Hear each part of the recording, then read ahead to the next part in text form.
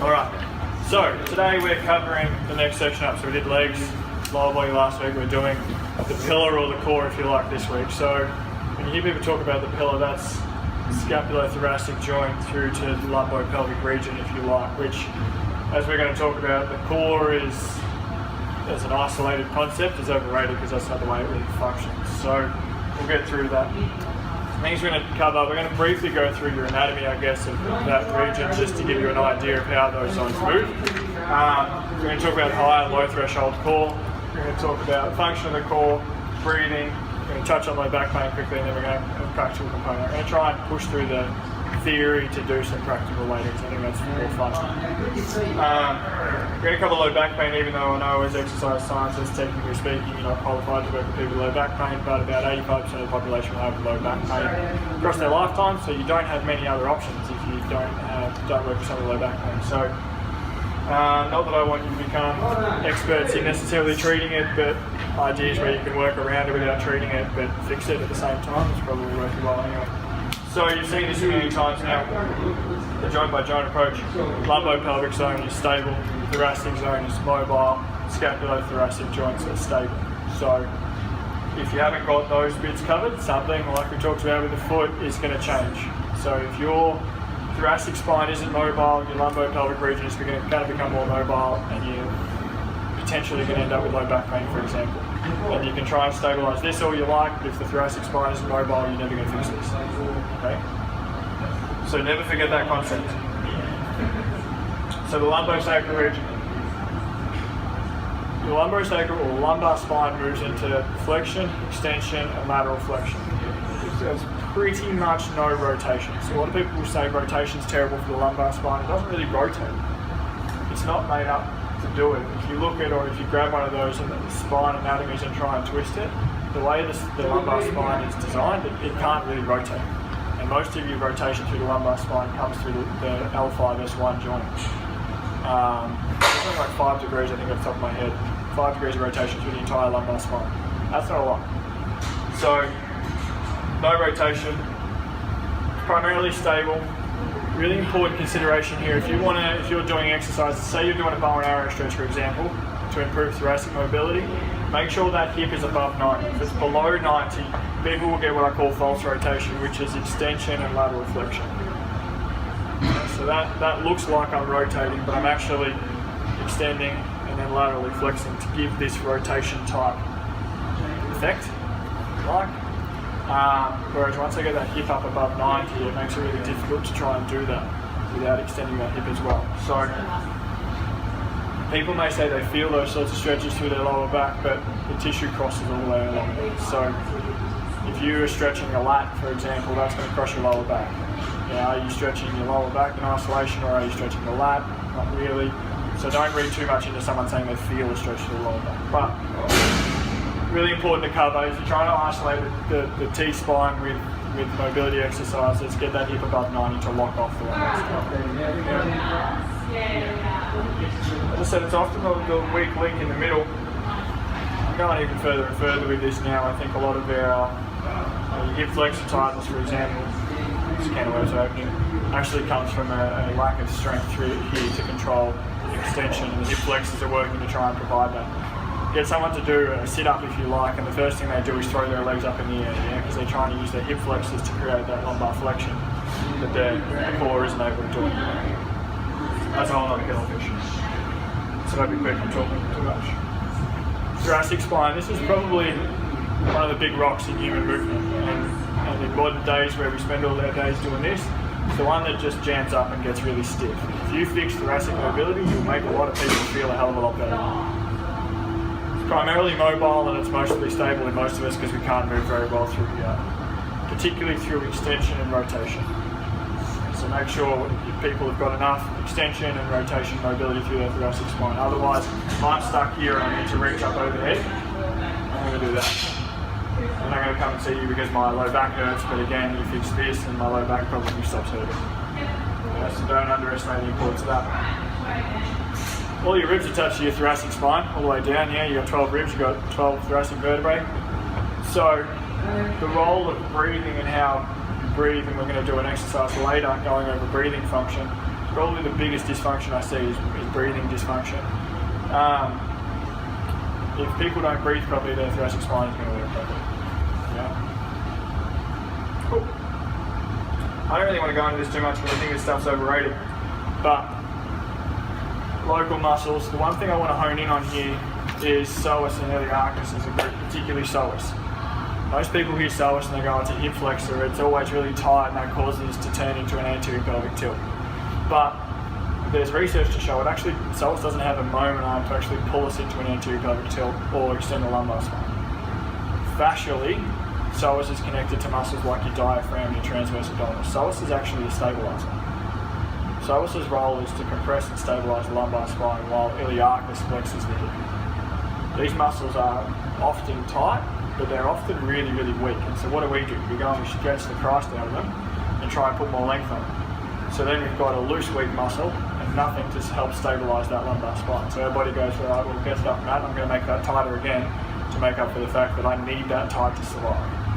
Yeah? So hip flexion function is really, really important here. And just a consideration, I won't go into that because again, it's probably beyond the scope of what I want to cover today. But I don't want to hear anyone talk about psoas being the bad guy here anymore with that as a hip flexor. When people go, my hip flexors are tight, where do they point? My hip flexors, oh, your psoas. No, your psoas is here. It's like rec fam, TFL, that superficial stuff. Your psoas is like, you've got to have pretty good palpation skills even to feel psoas and dig in pretty deep through all your guts to try and get into it. So, yeah. Anyways, that's that. And then your global muscles. You've covered this stuff at uni, yeah? They do this. Your deep intrinsic stabilizers, your extrinsic stabilizers. They talk much about, and I've talked about this a little bit, bracing versus not bracing. Not really. When are you supposed to use the global stuff?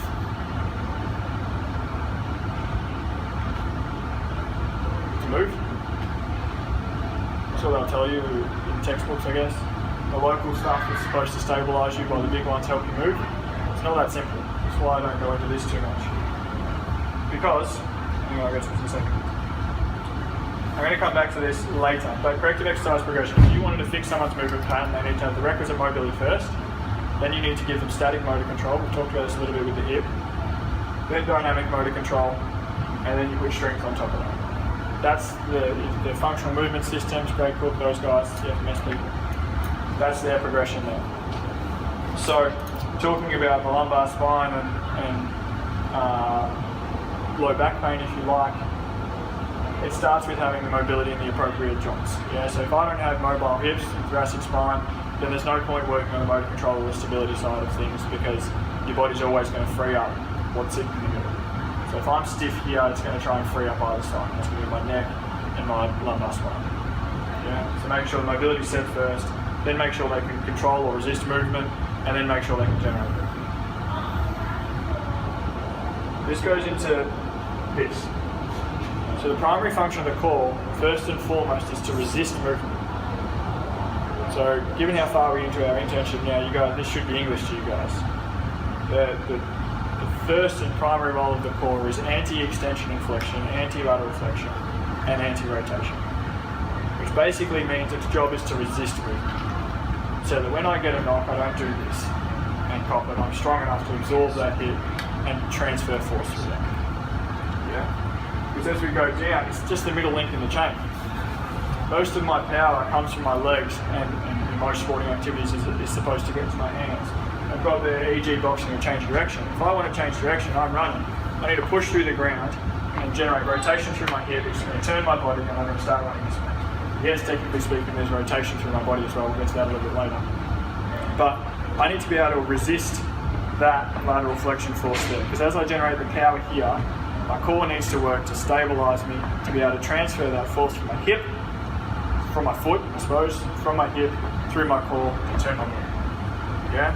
It's the same with boxing. You look at, if we got Jamie in here and we got him on the bench press, he's pretty good on the bench press. But if you got, let's say hypothetically, I could bench press as much as he could. If he was to punch me, as a boxer, he would punch a hell of a lot harder than I would, because he knows how to efficiently transfer the force from the ground to his fist, not just that he can press it. So again, punching is that ability to push into the floor, generate that force, and make it end up at my fist. not just be able to push lots. Otherwise, the person with the best bench press in the world would probably be the best boxer. Yeah? So again, it's just that link in the chain, the ability to push to the floor and get that power through my fist.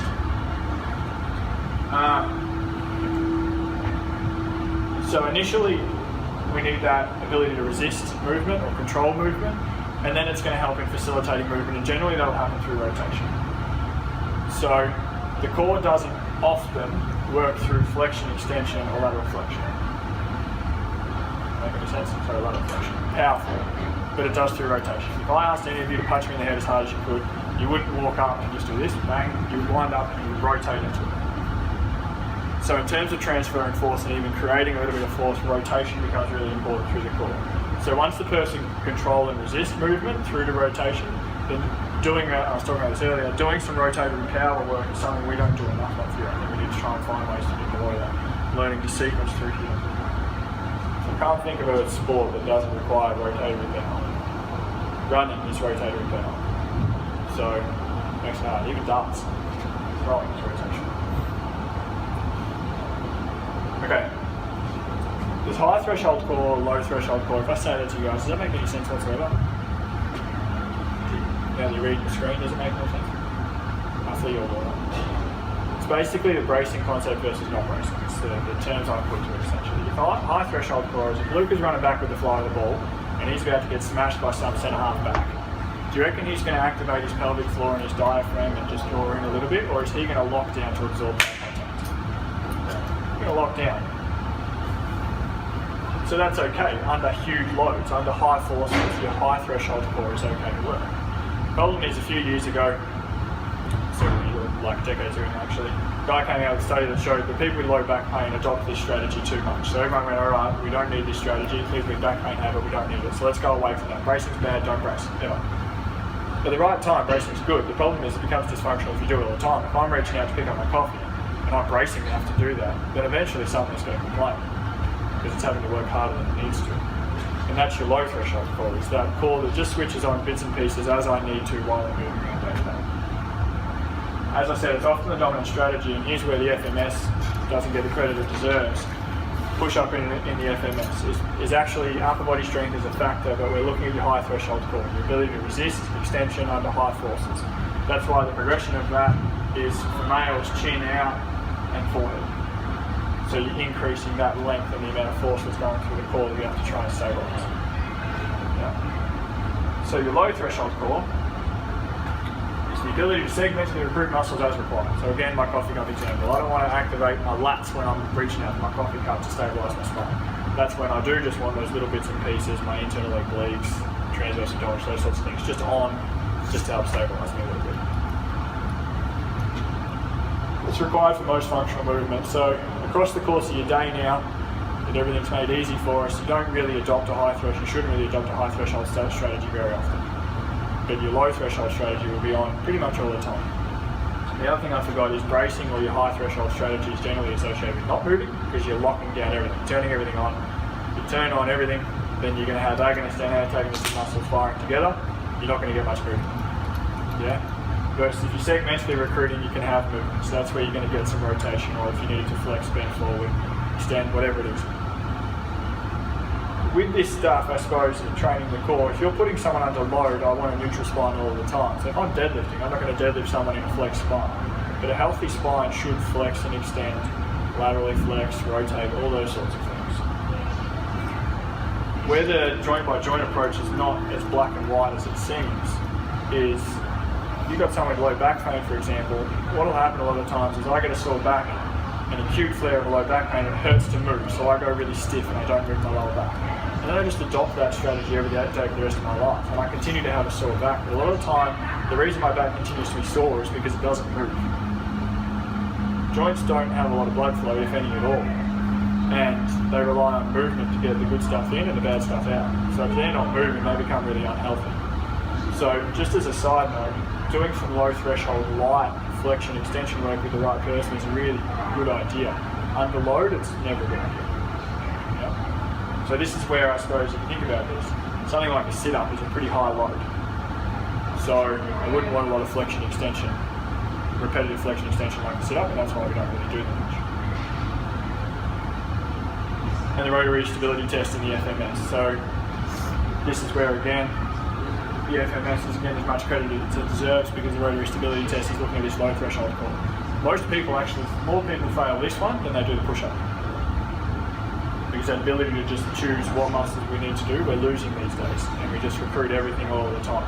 And people go to the gym and we just do heavy strength training, which is great for making us generally stronger, but we don't develop that low threshold core or that segmental recruitment. Here's a side note. Can you rotate and do your high threshold strategy?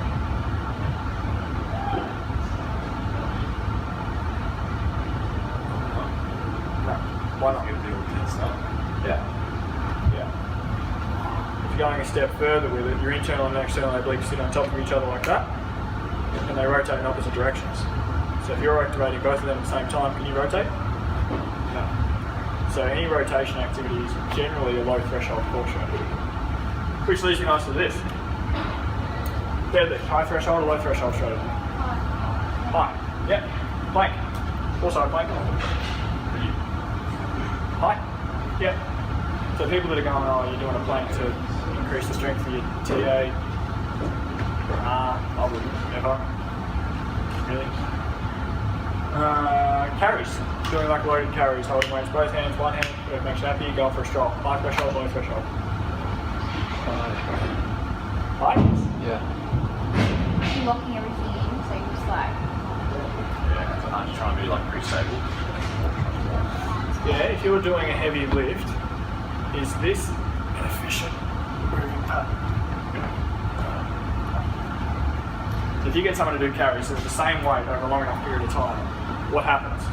Do they remain like this? The first time you do it, they may be a little bit stiff. Yeah. But if you gave them the same weight every session for a month, what do you reckon happens?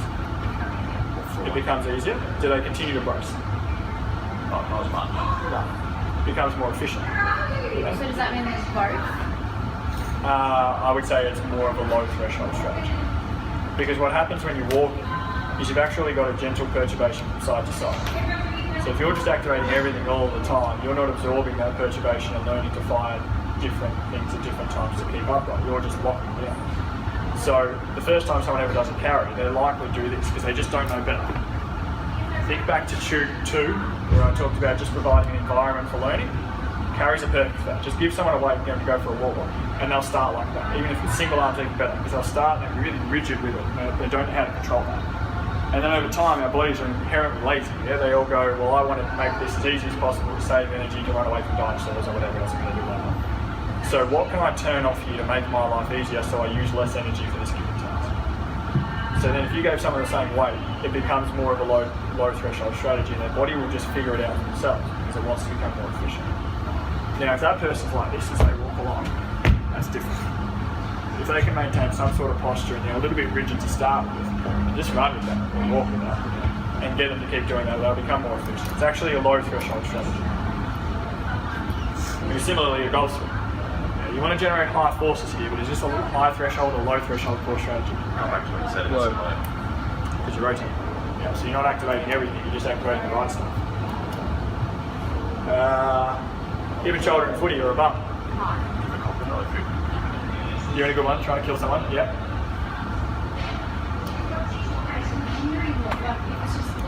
Are you bracing or running toward you, or is it just like a simple walk? No, you're trying to knock someone out and smash it. Yeah. So again, you're going to run in, you're going to activate everything, and just push through the floor, solid transfer of force through that person. Yeah.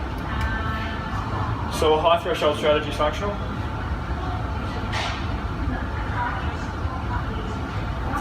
At the right time. Do you pick up everything sometimes in your day? Do you move house? Do you pick up a couch? Do you adopt a higher or low threshold strategy to do that? High. Yeah. So you need to be able to train both. You need to have both. Breathing. Breathing is the window between fight, flight, rest and digest. So you all hear about fight and flight, we rarely hear about rest and digest. In modern society, we're all so stressed, we sit up at the fight and flight end of that spectrum. Makes any breathing teaches your body to relax. So if you're in a high threshold strategy when you shouldn't be, breathing is a really easy way to send you back down the other way, if done properly. Yeah? You don't own a movement until you can breathe properly with it. If you're under a huge load, then obviously you're not going to breathe casually through that. But if you put someone in an unstable situation, for example, or you apply a light rotary force to them and they start huffing and puffing, or they start holding their breath, they don't own that movement. Their body's fearful of that movement. So when they go and they play sport, they're just thinking about chasing the ball. Do you reckon they're going to adopt that position? Or do you reckon they're going to control that position well? No, not at all. Jamie can be fun for that, or he used to be fun for that. So we'll try and get him to do that later. Breathing dysfunction, this is the most common dysfunction I see. Breathing dysfunction has been linked to all sorts of things these days. Cardiovascular disease, stroke, diabetes, everything that's just starting to plague our society. Let's do this. Jamie, not allowed to play. Take a deep breath. Take a deep breath. Take a deep breath. Take a deep breath. Take a deep breath. Take a deep breath. Take a deep breath. All of you breathe. Every single one of you initiated by doing this. So you're lifting with your chest and your shoulders. How many of you get sore necks and shoulders from staying? Yeah, most of you are nodding at me. What if I told you that if I told you to breathe properly, most of you would probably have far less neck pain? Because you're sitting there at your desk all day, right? And you probably sit like this. So is my diaphragm in a position to work here? Not really. My thoracic spine is collapsed, so I can't even open up this section of my spine. That section of my ribcage. So I can't use down here. So my diaphragm can't pull down to open it. So I'm going to use everything up here to lift the top of my ribcage up and down to try and breathe. If you adopt this philosophy with rehab, you'll do a pretty good job. If I had two people that worked for me, Jamie and Nick, and Jamie was constantly outside talking to his mates and doing bicep curls and didn't do any work, and so Nick had to do all of his work and all of Jamie's work, who's going to complain to me first? Nick, who's doing his work and Jamie's work, or Jamie who's doing bicep curls in front of me? Nick, yeah? So you think about how we pretty much 2, 4, 6 out of 7 of you told me you often get a sore neck and you all breathe with your neck and shoulders. Your neck muscles are having to do the job they normally have to do, which is hold, stabilise your neck and move your neck, and they're helping out with breathing all day. So they're having to do their job and breathing's job, or diaphragm's job, for example. So if we taught you to breathe properly and use your diaphragm, all of a sudden your neck muscles just have to work for your neck all day. They're doing less, they're not going to complain as much. So they don't get overloaded. Does that make sense? Yeah? It's also been shown to improve recovery. So if you've got your athletes, clients, whatever, to just do some good breathing at the end of the session, they'll recover quicker and better. So modified corrective exercise progression we talked about before is breathing has to be set first. If someone can't breathe though, good luck with the rest of it. Yeah. It's also involved in anyway, diaphragm is one of those deep stabilizers involved in engaging through here. So that's not on. Good luck. So basically if you've got someone with low back pain, if we go back to this, can they breathe? Are the joints that are supposed to be mobile? Are the joints that are supposed to be able to resist movement able to resist movement? Are they able to generate movement if they have to? Can they adopt a high and low threshold strategy as appropriate? And are they strong enough to do what they have to do every day? So if you just follow that, you'll fix most backs. Pretty much all. Yeah? Alright, practical. Jamie, come in for me. Hopefully this still happens. Jump down on one knee for me. Cool. Bring this foot in this way a little bit. Good. So remember this from last week? Okay. What are you doing? Just relax. Pretend you're unintelligent for a second.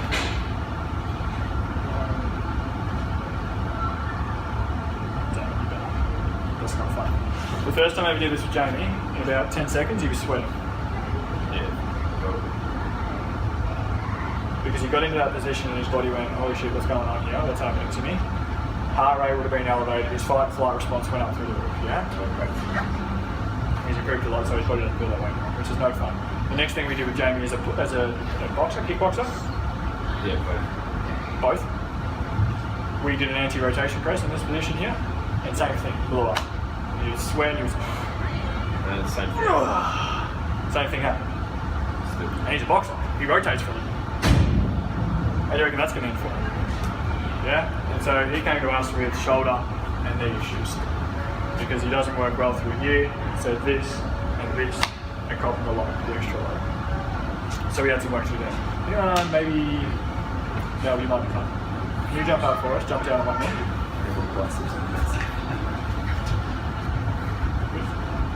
Good. Bring that foot this way for me. Good, please.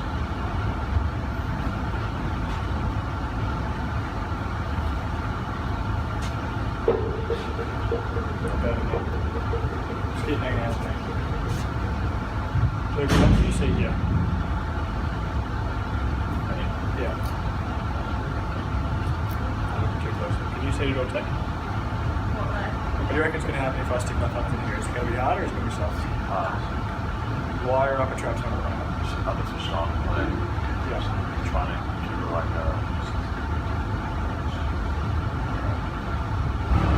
He's not forming up. Take 3 breaths down into your stomach. Is it like a high threshold thing? So like a little kind of Yeah, she's tense. So when we're tense, what do we do? so. And where do we breathe? so like a Yeah. just trying to breathe.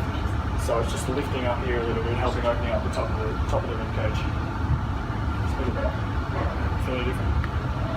Yeah, definitely. Where'd you feel different? Probably. Yeah. So what happened when she breathed, and we talked about high threshold, low threshold muscles. When she breathed, that's going to turn down those high threshold muscles because that's shifting her, it's making her relax essentially.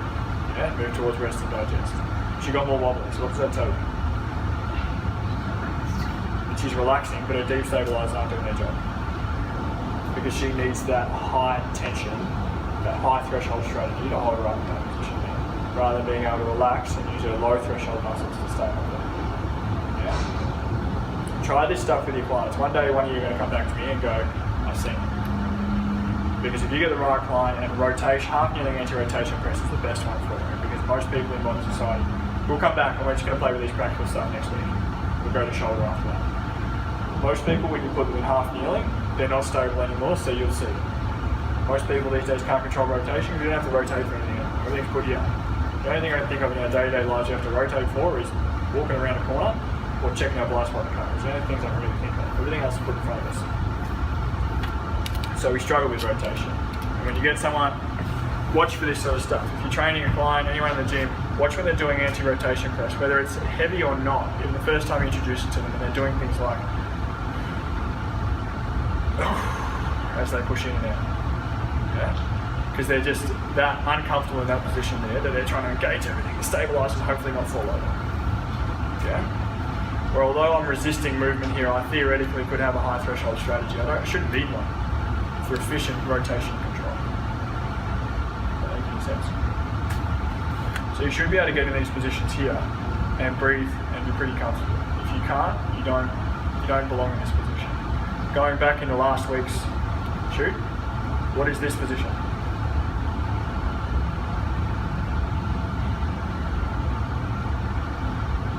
Getting me ready for. What am I getting ready for here? A lunge? Yeah. What else? What was this one getting me ready for? Deadlift? Double leg stance? Anything double leg stance? Double leg motor control? We're going to work here. Getting someone ready to stand on one leg here. Remember, this foot's hanging out. I'm working on the hip stability over here.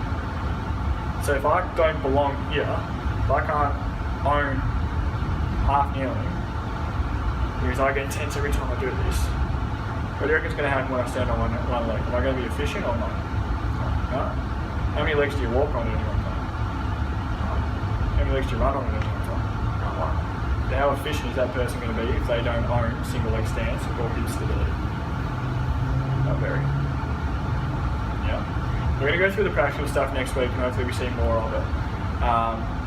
When we get to things like Turkish get-ups, that'll be fun to watch, to look at how efficiently you guys can rotate and segmentally recruit what you need to recruit.